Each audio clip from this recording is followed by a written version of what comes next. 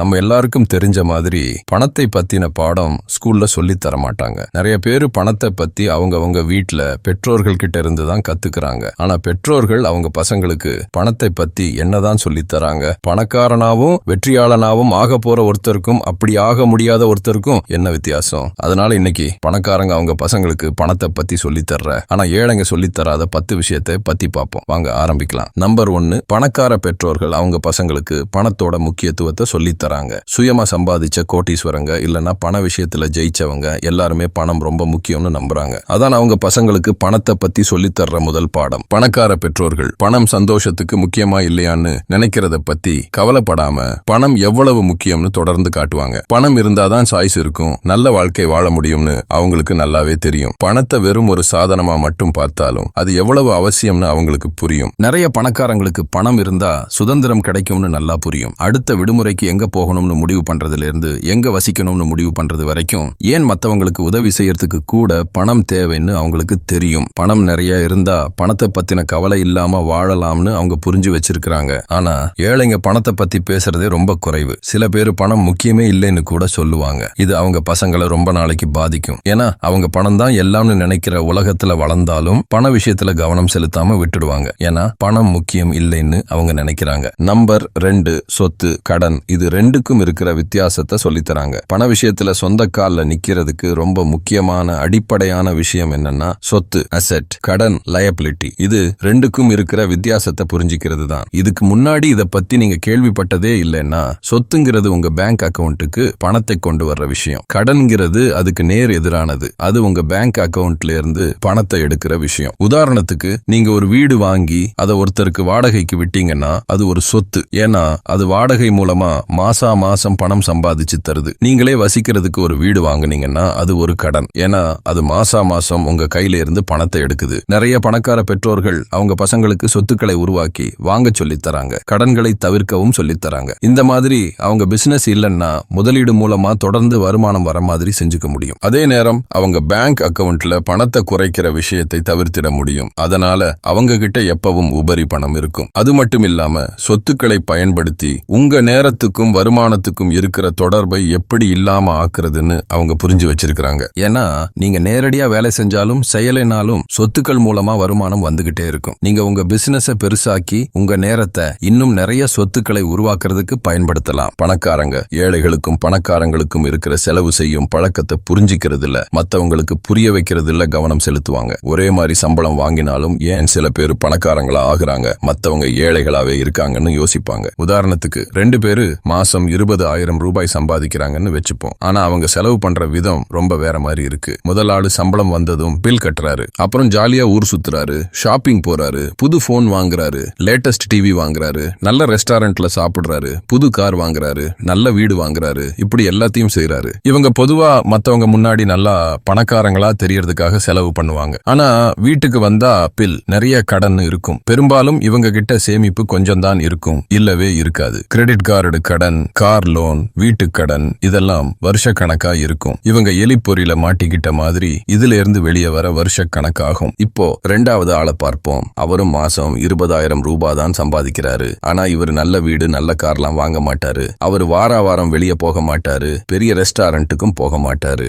அவருக்கு தேவைப்படும் போது மட்டும் துணி வாங்குவாரு. ஆனா ஒவ்வொரு சீசனுக்கும் புது ஃபேஷனை ஃபாலோ பண்ண மாட்டாரு. அவர் மாசம் 10,000 ரூபாய் பட்ஜெட்ல வாழ்ந்துட்டு மீதி 10,000 சேர்த்து வைப்பாரு. வருஷம் முடியும் போது அவர்கிட்ட 1,20,000 ரூபாய் இருக்கும். அதை அவர் மாசம் வருமானம் தர்ற முதலீடுகள்ல போடுவாரு. அதனால அவரோட மாச வருமானம் அதிகமாகும். அவர் தொடர்ந்து அவரோட 10,000 ரூபாய் பட்ஜெட்லயே வாழ்வாரு. அடுத்த வருஷம் அவரால் 1,20,000 ரூபாய் மட்டுமில்ல 2 லட்சம் ரூபாய் முதலீடு பண்ண முடியும். ஏன்னா அவர் முதலீடு செஞ்சு அதுல இருந்து வர்ற வருமானத்தை அதிகப்படுத்திட்டாரு. 10 வருஷம் கழிச்சு பார்த்தா இந்த 2 பேரும் 2 வேற இடத்துல இருப்பாங்க. இது எல்லாமே அவங்க செலவு பண்ற பழக்கத்தால தான். ராபர்ட் கியோசாகி சொன்ன ஒரு விஷயம் இருக்கு. பார்க்கிறதுக்கு நல்லா இருப்பாங்க, ஆனா எங்கேயும் போக மாட்டாங்க. அதாவது நிறைய பேர் பணக்காரங்க மாதிரி தெரியணும்னு பணத்தை செலவு பண்ணுவாங்க, ஆனா உண்மையில ஏழையா இருப்பாங்க. அதே நேரத்துல பணக்காரங்க ஏழை மாதிரி தெரிஞ்சாலும் பணக்காரங்களா ஆகிட்டே இருப்பாங்க. இப்போ நிறைய பேரு நிறைய பணக்காரங்க கிட்ட நல்ல பொருள், நல்ல வீடு, நல்ல கார், எல்லா சொகுசு வசதியும் இருக்கேன்னு சொல்லலாம். ஆமா, அது உண்மைதான். ஆனா இங்க முக்கியமான வித்தியாசம் என்னன்னா,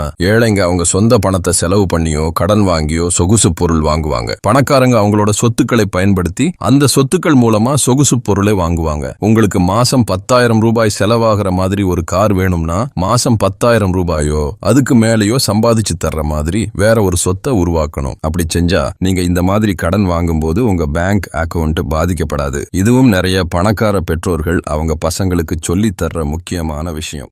மூணாவது, பணத்தை எப்படி மேனேஜ் பண்றது. நிறைய பணக்கார பெற்றோர்கள் அவங்க பசங்களுக்கு பணத்தை பத்தி சொல்லி தர்ற ஒரு நல்ல வழி என்னன்னா, அவங்க வீட்டு செலவுகளை திட்டமிடுறதுல மேனேஜ் பண்றதுல அவங்களையும் சேர்த்துக்கிறது தான். நிறைய பேரு அவங்களோட ஃபைனான்சியல் ஸ்டேட்மெண்ட்டை பார்த்து பட்ஜெட் போடும்போது பசங்களையும் கூட வச்சுப்பாங்க. வாழ்க்கைக்கு என்னென்ன செலவாகும்னு பசங்களுக்கு புரிய வைப்பாங்க. இதனால சின்ன வயசுலயே பணத்தை மேனேஜ் பண்ற அனுபவம் பசங்களுக்கு கிடைக்கும். இது அவங்க வளர்ந்து அவங்க பணத்தை அவங்களே மேனேஜ் பண்ணும்போது ரொம்ப உதவியா இருக்கும். ஆனா ஏழை மனப்பான்மை உள்ள நிறைய பெற்றோர்கள் இதுக்கு நேர் எதிராக இருப்பாங்க. நிறைய பேரு பணத்தை பத்தி பேசுறதே இல்லை. முக்கியமா அவங்க சம்பளத்தை பத்தி பேசவே மாட்டாங்க. அவங்க மாச பட்ஜெட்டை பசங்க இல்லாம தான் போடுவாங்க. அப்படி போடுறதே இல்லைன்னாலும் ஆச்சரியப்படுறதுக்கு இல்ல. மாச செலவை பிளான் பண்ணும்போது ஒரு மாதிரி கஷ்டமாவே பேசுவாங்க. இதனால அவங்க பசங்களும் அதே மாதிரி பிளான் பண்ற பழக்கத்தை வளர்த்துப்பாங்க. இது அவங்க வாழ்க்கையில அதே மாதிரி விஷயத்தை செய்ய வைக்கும். பணக்கார பெற்றோர்களுக்கு வாழ்க்கை செலவுங்கிறது இந்த உலகத்துல தவிர்க்க முடியாத ஒண்ணுன்னு தெரியும். அதனால அவங்க அந்த செலவுகளை பத்தி நல்ல விஷயமாவே நினைப்பாங்க. கேட்கறதுக்கு கொஞ்சம் வித்தியாசமா இருந்தாலும் நிறைய பேரு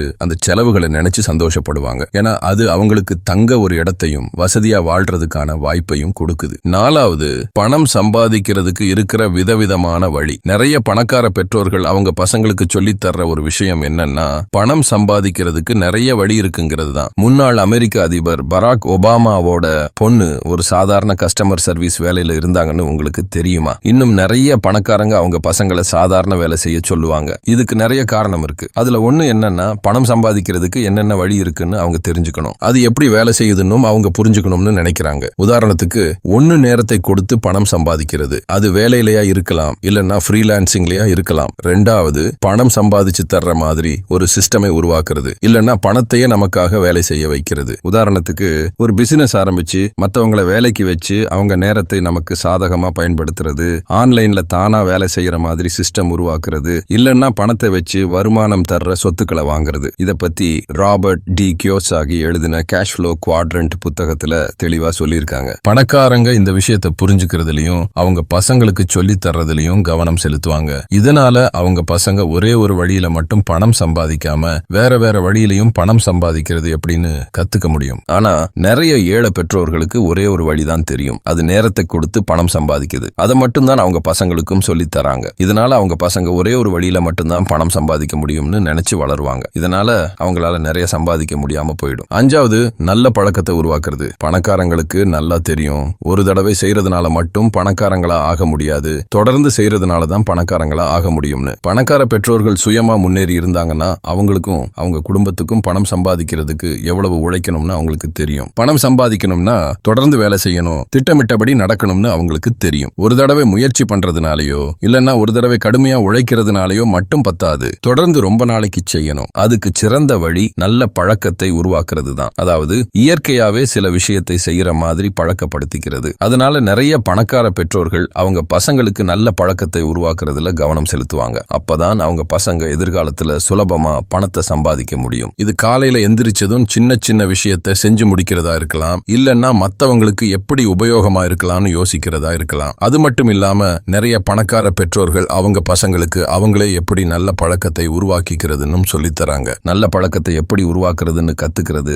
ஒருத்தருக்கு இருக்க வேண்டிய முக்கியமான திறமை. உங்க பழக்கத்தை மாத்திக்கிறதுக்கு பின்னாடி இருக்கிற உளவியலை புரிஞ்சுக்கிறது ஒரு குழந்தையோட எதிர்கால வெற்றிக்கு ரொம்ப உதவியா இருக்கும். ஆறாவது, யாருக்கும் நீங்க எதுவும் கடன்படல. சுயமா சம்பாதிச்ச கோடீஸ்வரங்களும் அவங்க உழைப்பால பணக்காரங்களா ஆனவங்களும் அவங்களுக்கும் அவங்க குடும்பத்துக்கும் பணம் சம்பாதிக்கிறதுக்கு எவ்வளவு உழைக்கணும்னு அவங்களுக்கு தெரியும். நாம போராடினாதான் நமக்கு கிடைக்கும், மத்தவங்க நமக்கு எதுவும் செய்யணும்னு அவசியம் இல்லைன்னு அவங்களுக்கு தெரியும். இது பணக்காரங்களுக்கு ரொம்ப முக்கியம். ஏன்னா நிறைய நேரத்துல அவங்க பசங்க பணக்கார சூழல்லையே வளர்றதுனால பெற்றோர்களோட பணத்துல நமக்கும் பங்கு இருக்குன்னு நினைக்கலாம். இந்த மாதிரி நினைக்கிறது அவங்க பசங்களோட எதிர்காலத்துக்கு ரொம்ப கெடுதல் பண்ணும்னு அவங்க புரிஞ்சு வச்சிருக்காங்க. அதனால அவங்க பசங்களுக்கு அவங்க வெற்றியை அவங்களே சம்பாதிக்கணும்னு சொல்லி தர்றது ரொம்ப முக்கியம்னு நினைக்கிறாங்க. உலகத்திலேயே பெரிய பணக்காரங்களான பில் கேட்ஸ், வாரன் பஃபெட் 2 பேருக்கும் இதே மாதிரி எண்ணம் தான். அவங்க பசங்களுக்கு அவங்க சொத்தை விட்டுட்டு போக மாட்டாங்க, கொஞ்சம் தான் கொடுப்பாங்க. இருப்பாங்க. பில் கேட்ஸ் 2011ல ஒரு பேட்டியில சொன்ன மாதிரி அவங்க வழியை அவங்களே கண்டுபிடிக்கணும், அவங்க பசங்க அவங்களோட வெற்றியை அவங்களே கண்டுபிடிக்கணும்னு அவங்களுக்குள்ள சுதந்திர உணர்வையும் கடின உழைப்பையும் விதைக்க முயற்சி பண்றாங்க. 7வது, மத்தவங்களோட பழகிறது, மத்தவங்கள கவர்ற திறமை. இத பத்தி பண விஷயத்திலையும் பிசினஸ் உலகத்திலையும் அதிகமா பேச மாட்டாங்க. ஆனா இது ரொம்ப முக்கியம். மத்தவங்களோட பழகி பேசுற திறமை இருந்தா நிறைய வாய்ப்பு கிடைக்கும், இல்லனா அந்த வாய்ப்பு கிடைக்காமலே போயிடலாம். உங்களை சுத்தி இருக்கிறவங்கள கவர முடிஞ்சா நீங்க ஒரு தலைவரா ஆக முடியும். மத்தவங்களோட உணர்ச்சி, அவங்க எதுக்காக ஒரு விஷயத்தை செய்யறாங்க, அவங்க நடந்துக்கிற விதம், இதையெல்லாம் சின்ன வயசுலயே புரிஞ்சுக்கிற திறமையை வளர்த்துக்கிட்டா அது எதிர்காலத்துக்கு ரொம்ப உதவியா இருக்கும். அந்த பசங்க பலமான மத்தவங்களை கவரக்கூடிய தலைவரா ஆவாங்க. 8வது, உடனடி பலனை எதிர்பார்க்காம இருக்கிறது, அதாவது பொறுமை. பணக்காரங்களுக்கு புரியும் ஒரு பெரிய லட்சியத்தை அடையறதுக்கும் பணம் சம்பாதிக்கிறதுக்கும் காலமாகும்னு. அதனால அவங்க வேலையில கடுமையா உழைக்கும் போது பொறுமையா இருக்கணும். அதைத்தான் அவங்க பசங்களுக்கும் சொல்லி தராங்க. ஒரு நாள் அவங்க கடின உழைப்புக்கு பலன் கிடைக்கும்னு சொல்லுவாங்க. நிறைய பேர் உடனடியா கிடைக்கிற சின்ன சின்ன சந்தோஷத்தை தான் விரும்புவாங்க. உடனே நல்ல கார் வாங்கணும், ஆடம்பரமான வீடு வாங்கணும்னு நினைப்பாங்க. இல்லன்னா ஒரு பிசினஸ் ஆரம்பிச்சு முதல் வருஷத்துல லாபம் இல்லைன்னா விட்டுட்டு போயிடுவாங்க. அவங்க பசங்களுக்கும் அதையே தான் சொல்லி கொடுப்பாங்க. சின்ன சின்ன விஷயத்துல வேகமாவும் பெரிய விஷயத்துல பொறுமையாவும் இருக்கணும். அதாவது நாம தினமும் தொடர்ந்து கடுமையா உழைக்கணும், அதே நேரத்துல பெரிய விஷயத்துக்கு பொறுமையா காத்துக்கிட்டு இருக்கணும். நிறைய பேர் அன்றாட வாழ்க்கையில மெதுவா இருக்கிறாங்க, ஆனா அடுத்த நாளே வெற்றியாளனா ஆகணும்னு நினைக்கிறாங்க. 9வது, எப்பவும் இன்னும் நிறைய பணம் இருக்கு. பணக்காரங்க கிட்ட இருக்கிற ரொம்ப முக்கியமான மனப்பான்மை என்னன்னா, எப்பவும் இன்னும் நிறைய பணம் இருக்குங்கிறது தான். நிறைய பேர் உலகத்துல கொஞ்சம் தான் பணம் இருக்குன்னு நினைக்கிறாங்க. அந்த எண்ணம் அவங்க பேங்க் அக்கவுண்ட்லயும் தெரியுது. ஏழைகளுக்கு பணம் பத்தாதுன்னு தோணலாம், ஆனா பணக்காரங்களுக்கு நல்லா தெரியும் எப்பவும் வெளியில நிறைய பணம் இருக்குன்னு. புது பிசினஸ் ஆரம்பிக்கிறதுக்கு இல்லன்னா விடுமுறைக்கு போறதுக்குன்னு எதுக்கு வேணும்னாலும் பணம் இருக்குன்னு அவங்களுக்கு தெரியும். வெளியில நிறைய பணம் இருக்கு, அதை சம்பாதிக்கிறது தான் நம்ம வேலைன்னு அவங்க நினைக்கிறாங்க. ஏழைங்க அவங்க சம்பளம் தான் அவங்களோட பண வரம்புன்னு நினைப்பாங்க, அதுக்குள்ளதான் வாழணும்னு நினைப்பாங்க. இது பற்றாக்குறை மனப்பான்மை. பணக்காரங்களுக்கு தெரியும் அவங்க எவ்வளவு வேணும்னாலும் சம்பாதிக்கலாம், அதுக்கு எல்லையே இல்லைன்னு. பணம் வெளியில நமக்காக காத்துக்கிட்டு இருக்கு, நாம தான் அதை சம்பாதிக்கணும்னு நினைப்பாங்க. இது அபரிதமான மனப்பான்மை. இது ஒரு சின்ன விஷயம்தான், ஆனா நம்ம பண முடிவுகள்ல இது ரொம்ப முக்கியமானது. நிறைய பேர் பணத்தை சேமிக்கிறதுல செலவை குறைக்கிறதுல தான் கவனம் செலுத்துவாங்க, ஆனா பணக்காரங்க வருமானத்தை அதிகப்படுத்துறதுல கவனம் செலுத்துவாங்க. பணக்காரங்க செலவை குறைக்க மாட்டாங்கன்னு அர்த்தம் இல்ல, ஆனா அவங்க சின்ன சின்ன செலவை குறைக்கிறதுக்கு பதிலா வருமானத்தை அதிகப்படுத்துறதுல அதிக நேரத்தையும் சக்தியையும் செலவு பண்ணுவாங்க. ஒரு பிசினஸ் ஓனரா பற்றாக்குறை மனப்பான்மை இருந்தா அவரால நிறைய சம்பாதிக்க முடியாது. நிறைய தொழில் முனைவோர் அவங்க பொருள் சர்வீஸுக்கு சரியான விலையை வைக்க மாட்டாங்க, ஏன்னா மத்தவங்க கிட்ட பணம் வாங்குறது தப்புன்னு நினைப்பாங்க. அவங்க பணத்தை வாங்கிக்கிட்டு அவங்களுக்கு சரியா சர்வீஸ் பண்ணலையோன்னு நினைக்கலாம். ஆனா அபரிதமான மனப்பான்மை உள்ள ஒரு தொழில் முனைவோருக்கு தெரியும் எல்லார்கிட்டையும் அவங்களுக்கு உண்மையிலேயே தேவையான விஷயத்துக்கு செலவு பண்ற அளவுக்கு பணம் இருக்குன்னு.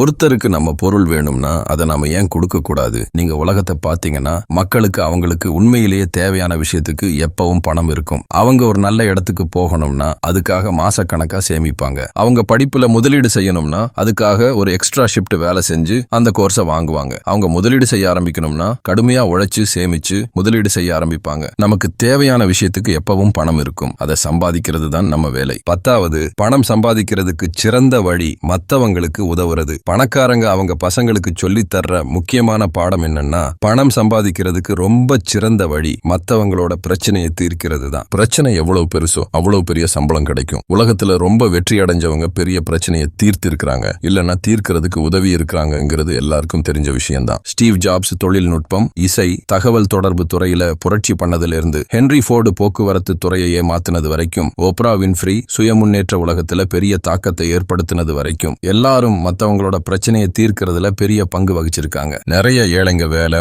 முயற்சி, நேரம் இதுக்கெல்லாம் ஏத்த மாதிரி சம்பளம் வாங்குறதுல கவனம் செலுத்துவாங்க. ஆனா பணக்காரங்க ரிசல்ட் கொடுக்கறதுலயும் பிரச்சனையை தீர்க்கிறதுலயும் கவனம் செலுத்துவாங்க. மதிப்பு கொடுக்கறது தான் பணக்காரங்களோட விளையாட்டு. அவங்க எவ்வளவு மதிப்பு கொடுக்கறாங்களோ அதுக்கு ஏத்த மாதிரி அவங்களுக்கு பணம் கிடைக்கும். கூடுதல் ஒண்ணு, நம்பர் 11, அவங்களுக்கு எல்லாமே தெரியாதுன்னு அவங்களுக்கு தெரியும். நிறைய பேருக்கு தெரியாத ஒரு விஷயம் என்னன்னா, பணக்காரங்களும் வெற்றியாளர்களும் ஒன்னா சேர்ந்து மாஸ்டர் மைண்ட் அப்படின்னு ஒரு குழுவா இருப்பாங்க. அவங்களுக்கு எல்லாமே தெரியாதுன்னு அவங்களுக்கு தெரியும். அதனால அவங்களுக்கு தெரியாத விஷயத்தை தெரிஞ்சவங்க கூட சேர்ந்து நேரம் செலவழிப்பாங்க. அப்பதான் அவங்க பிசினஸையும் வாழ்க்கையையும் முன்னேற்ற முடியும். அவங்க கத்துக்கணும்னு நினைக்கிற விஷயத்துல எக்ஸ்பர்ட்டா இருக்கிற மென்டார், கோச் இவங்களை தேடி போவாங்க. அவங்க தொடர்ந்து புது திறமையை கத்துக்கிட்டே இருப்பாங்க, புது உறவை உருவாக்கிக்கிட்டே இருப்பாங்க. அவ்வளவுதான். மக்களை பார்த்ததுக்கு நன்றி.